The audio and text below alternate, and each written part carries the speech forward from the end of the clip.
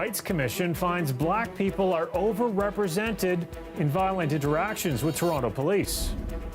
I was so mad, I couldn't believe it. And a local designer is fuming after a pair of mittens, similar to ones she has made, is being sold by a major snowboard company. Good evening, I'm Mike Wise. Friends, family, and even some strangers gathered at a community center in Mississauga tonight to light candles and share memories of Riley Driver Martin, the 14-year-old high school student who was found dead in a park on Friday. Natalie Nanowski has more. It was tough to hold back tears as people took turns sharing memories of grade 9 student Riley Driver Martin.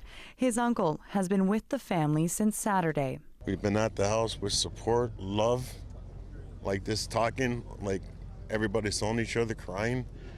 Like I'm holding back my tears. I'm in shock. And the rest of the community feels the same. Hundreds gathered at the Clarkson Community Center for Riley's vigil, put together by a fellow high school student.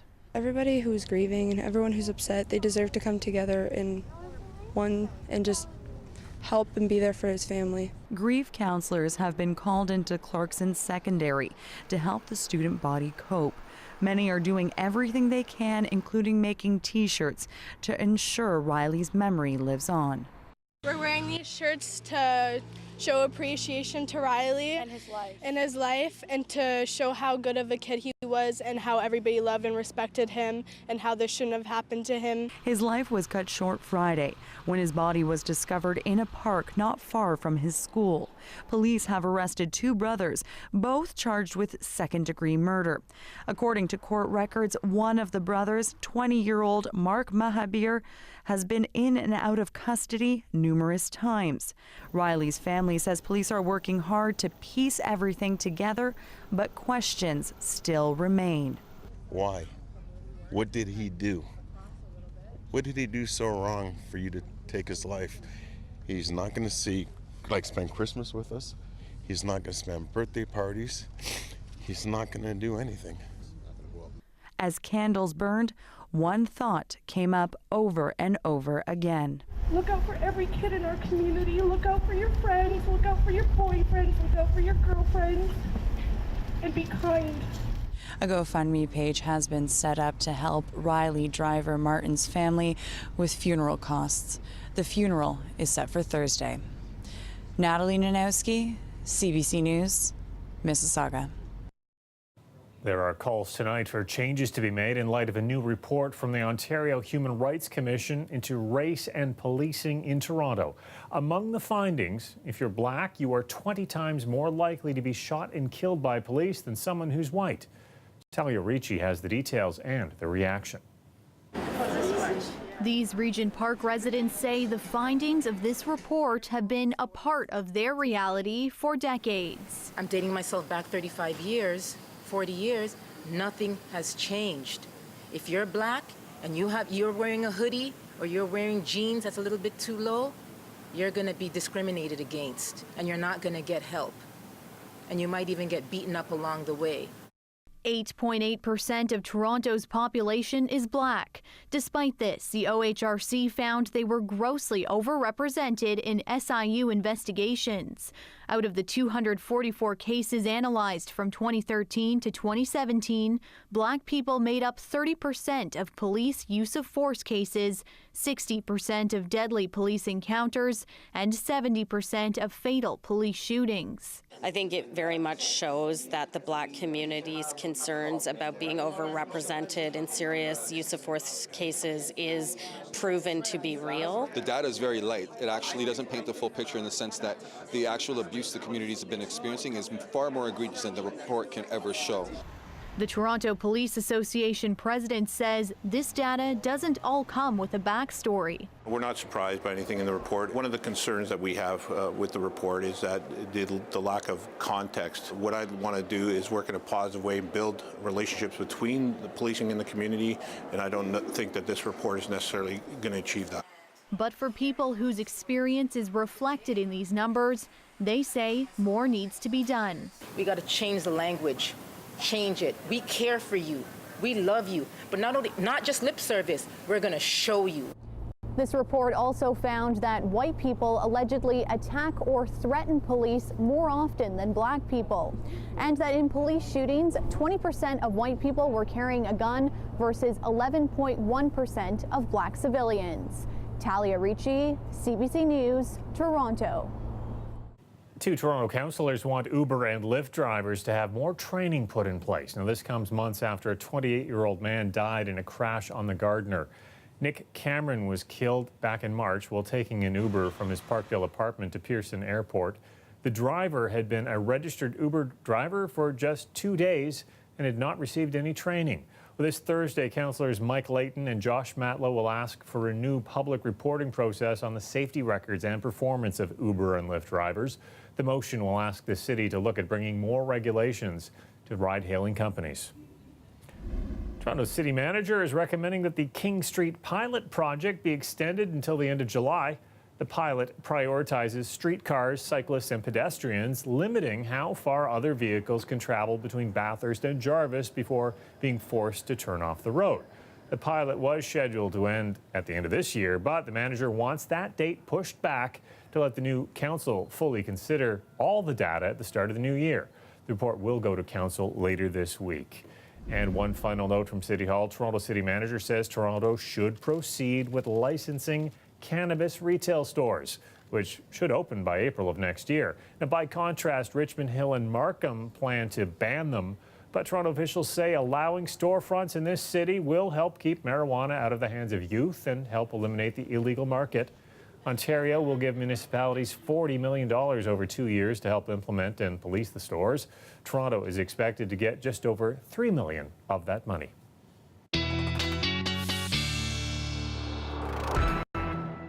Kennedy's here with the first look at the forecast, and it's the kind of forecast that if we can get through the first part of the work week, we've got things to look forward to. It's exactly that way, although that I think sometimes that's just how the work week goes too. You get to hump day and then things look better towards the end of the week. Well, that's what's happening with our weather as well. I can't call it a heat wave, but I want to. We're just going to see the temperatures rising a little bit, and I think we deserve it. So we've got a couple of days to get through here. So Tuesday, tomorrow's high 1. Wednesday, it's actually going to be cooler air that moves in, so the high just -1, but look at this. Thursday, Friday, Saturday, even Sunday, temperatures, about double what the seasonal norm is, which is around 2 degrees. And then Monday it drops down to 2. And then after that, I did take a look, and you don't want to know it. It looks like it's going to get colder on us. But what we're seeing ahead just in the next 24 hours, overnight tonight, we've had a little bit of light snow kind of here and there, very scattered, very localized, some scattered flurries overnight tonight. And tomorrow, again, the same sort of thing. It really depends where you are in the GTA, but at times some flurry activity, also sometimes some sunny breaks, but then mostly cloudy conditions for the most part until we get to tomorrow evening. And then things should clear up a little bit, and that helps us out as we'll be heading into Wednesday. But overnight tonight, -4 with those scattered flurries, feeling like -10, and then tomorrow afternoon still have some of those flurries out there. 1 degree for the high, but unfortunately it's still going to feel like about -4, even though the winds aren't terribly strong, enough to give us a wind chill, Mike. All right, thanks a lot, Colette. You're welcome. Well, police are looking for this man after he tried to rob a jewelry store on Eglinton Avenue. Meanwhile, the man in the red shirt is being hailed as a hero by some local store owners for stopping him. That full story just ahead. Stay with us.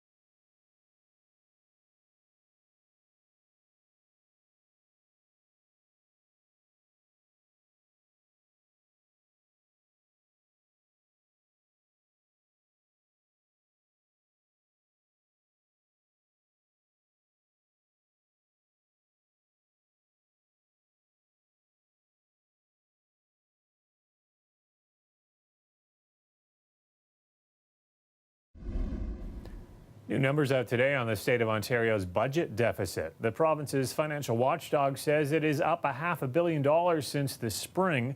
The Ontario Financial Accountability Officer pegs the number at $12.3 billion for the current fiscal year, making it the province's largest deficit since 2011-2012. The report warns that red ink will grow if the PCs don't raise revenues or cut spending.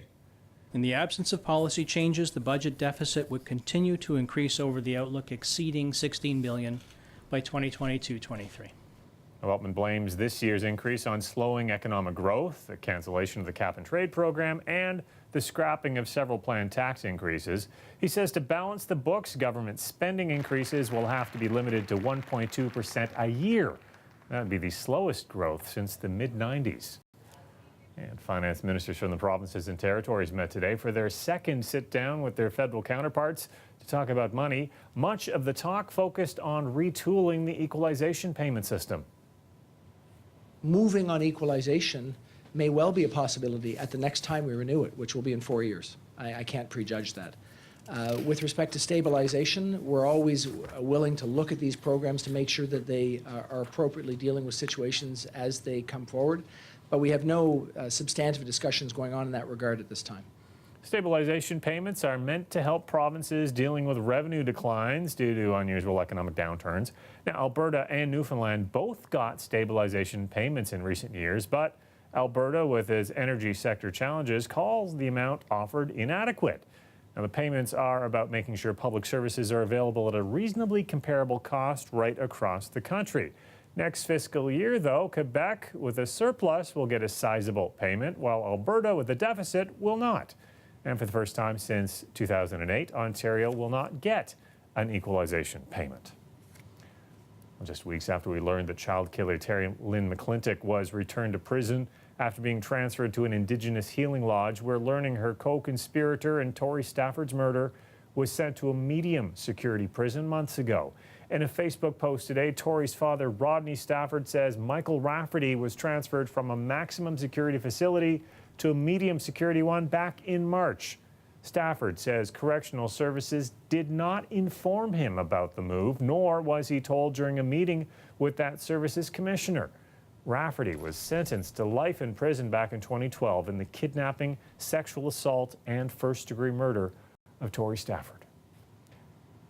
A man visiting from Iran is now being praised by some local shop owners as a hero. It's after he helped thwart a violent robbery at a store on Eglinton Avenue West. It was all caught on video. Greg Ross explains. It happened on November 19th. A robber armed with a gun and a hammer walks into the Watchfinder store on Eglinton Avenue and points the gun in the face of Rahim Bakshi. Were you scared in there? ترسیده بودی وقتی این اتفاق افتاد؟ خیلی. Very much. Bakshi, who is visiting Canada from Iran, doesn't speak English. Through a friend who owns a rug store across the street, he describes what he was thinking at that moment. When the guy walked in with the gun and the hammer, he was thinking it's a joke. And because he doesn't speak English, he didn't know what's going on. But this was no joke. The robber uses the hammer to smash a display case and then attempts to walk off with thousands of dollars worth of watches. The store owner, who didn't want to speak on camera, confronts the man and they start to struggle.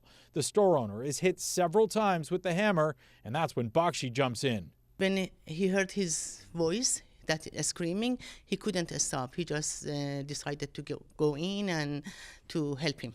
Bakshi takes the robber to the ground and disarms him, but Bakshi's arm is badly cut in the struggle by all of the broken glass on the floor. He's still wearing a sling today.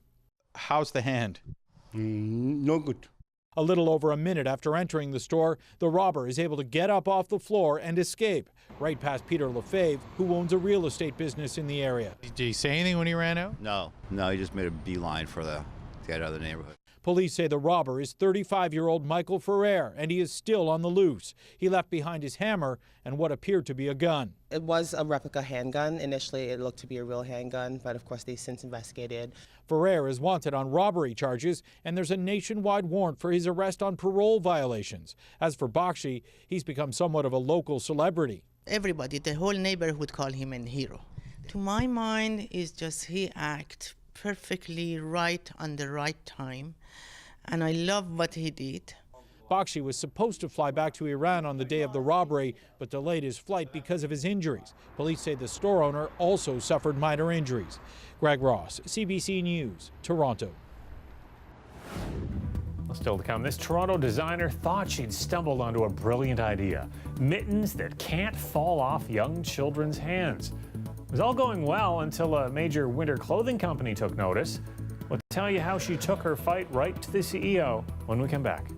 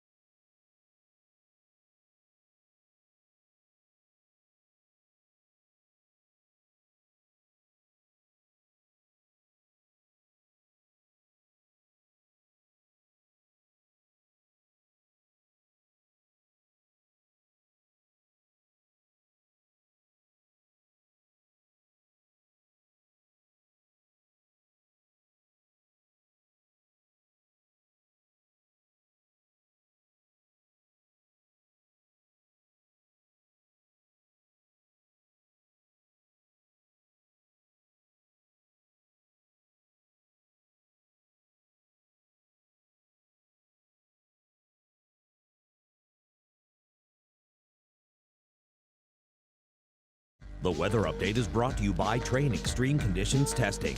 It's hard to stop a train, really hard. Train, the most reliable heating and cooling brand. So when should inspiration lead to compensation? That is the big question after a Toronto-based designer said some children's mittens similar to the special ones she created popped up on a big brand website. As Farah Morali tells us, she's demanded money and recognition. Inside a small Scarborough factory, 3 workers assemble the signature product of the brand Mimi Tens. This is where all the magic happens. Children's mittens with patterned sock-like attachments. The idea from designer Anna Maria Mountfort to prevent them from falling off. And they have this little band up here called a double welt. And the double welt acts as a catch. The mittens were a hit, but 4 years ago, one order made her sit up. I received an order from an employee of Burton Snowboards. I looked her up on LinkedIn, and she's a designer for Burton Snowboards. And the order was to go to Burton headquarters. Mountfort, a huge fan of Burton, was flattered and reached out to the employee who said she was buying them for her niece. A few months later, I was researching retailers that I might like to reach out to, and a retailer told me, oh, well, we already have something like that. It's by Burton. And I looked it up on their website, and I saw the patterned long sleeve version that Burton is making. And what was going through your mind? Fury. I was so mad. I couldn't believe it. Mountfort eventually wrote directly to the CEO, Donna Carpenter. She wrote to me, and I thought, that's so cool. And she said, we will cease and desist in 2019. But the company would not acknowledge a link between their mittens and Mountfort's. So let's see these patents. Then a break. This year, Mountfort received U.S. and Canadian patents for her mitten design and came back swinging. I wrote her again, and I said, guess what, buddy? I got the patent in the U.S. now have all the aces, and I would like to be paid. I would like to be paid for the collaboration that I feel we had, but that I did not benefit from in any way. And then she said no. Fashion lawyer Anjali Patel says this is fairly common in the industry. Unfortunately, this is something that comes up quite often, and it's really tough to shine a spotlight on independent creatives who are designing great products. Burton CEO Donna Carpenter issued a statement to CBC News which said in part, "I looked into her concerns and found that Burton had done nothing wrong as far as patents go. Despite her difference in opinion on this matter, I wish her the best of luck with her business." I will say this, Donna Carpenter and Burton Snowboards are counting on me not doing anything. That's the thing, and that's where they're wrong. Armed with her new patents, Mount Fort's next move to break into the U.S. market with her mittens seamlessly. Farah Morali, CBC News, Toronto. Well, the Toronto Argonauts naming their new head coach today. He is Corey Chamberlain, a somewhat familiar face. He was defensive coordinator in 2017. That's the year the Boatmen won the Grey Cup. He spent last year working with the University of Arkansas's team. The 41-year-old replaces Mark Trestman, who was fired last month after the Argos won just 4 games in 2018.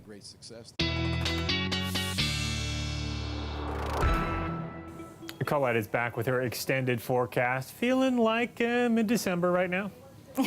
Yeah, I guess you could say that. It feels just about like it should for this time of year. And, you know, not a big change in our temperature, at least this morning around -1 for the low, and then climbing just barely getting up there around 1 degree for the afternoon high and average high. Yeah, as Mike says, kind of where we should be. Seasonal 1.8 degrees. Record snow 13 centimeters back in 1994. But another thing that I look at is the snow on the ground, because we keep records for that too, and it was over 25 centimeters for this date in history. So, hey, we're not contending with that. We have a look at the precipitation. We're just contending with some scattered flurry activity overnight tonight. At times it gets a little bit heavier and becomes a bit of light snow, but very widely scattered, and that's why it's just so localized. Even through the day tomorrow, the same kind of thing. In general, it's mostly cloudy skies, but there'll be variable conditions. So at times, some sunny breaks, morning hours, a better chance of that. And then as we get into the later morning hours into the afternoon, a better chance of seeing more scattered flurry activity. As we go through Wednesday, though, you'll see a system moving into southwestern Ontario. Because of the timing of it coming in towards the evening hours, it will come in mostly as snow, then a mix. By the time it reaches us, Wednesday overnight into Thursday could be a bit of a mix, and then changing mostly to rain showers, because you're going to see those milder temperatures like I was showing earlier in the show.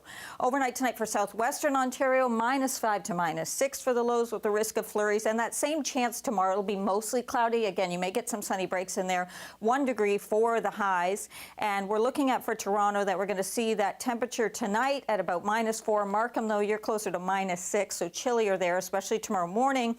And then our highs tomorrow, 0 at Markham, 1 degree in most cases, 2 degrees for St. Catharines. I'm generalizing again, but mostly cloudy with those scattered flurries that we'll be seeing. Now, Wednesday, cooler air, but we should have quite a bit of sunshine on that day, -1, and then we get into the milder temperatures, and I'm going to call them mild for this time of year. 3 degrees Thursday, rain showers mostly, although could start as that mix on Friday. And Saturday, Mike, still holding on to high of 4 degrees. Everything is relative, but I will call it mild as well. Okay, let's do it. Thanks a lot, Colette. You're welcome. Just a reminder, our Sounds of the Season fundraiser for GTA food banks continues until the end of the month, and so far, look at that number. You've helped us raise $427,000, as well as over 3,800 pounds of food. That's incredible. Thank you very much. You can donate in person here at the CBC on Front Street, or anytime online at cbc.ca/SOTS. Stay with us. We'll be right back.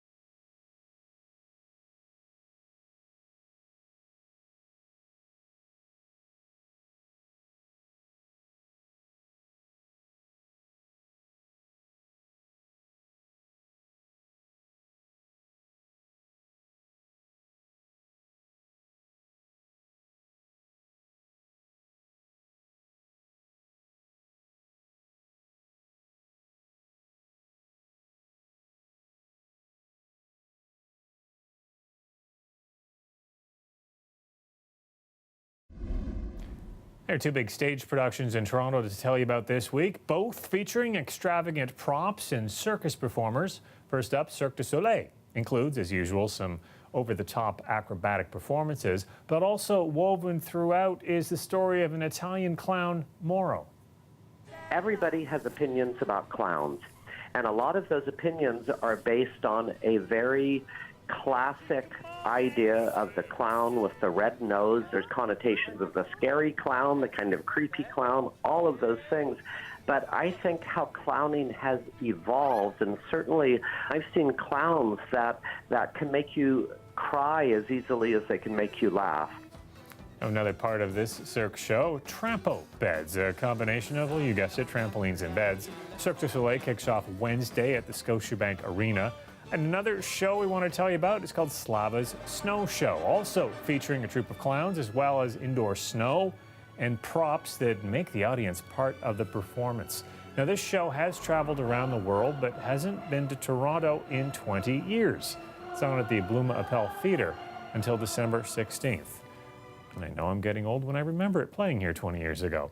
That's our newscast for tonight. A reminder, Chief Mark Saunders is on Metro Morning tomorrow to discuss that human rights report on race and policing in our city. We'll leave you now with a live shot of the skyline. The CN Tower is blue tonight, marking Human Rights Day around the world. It's the 70th anniversary of the UN Universal Declaration of Human Rights. We'll see you tomorrow. Good night.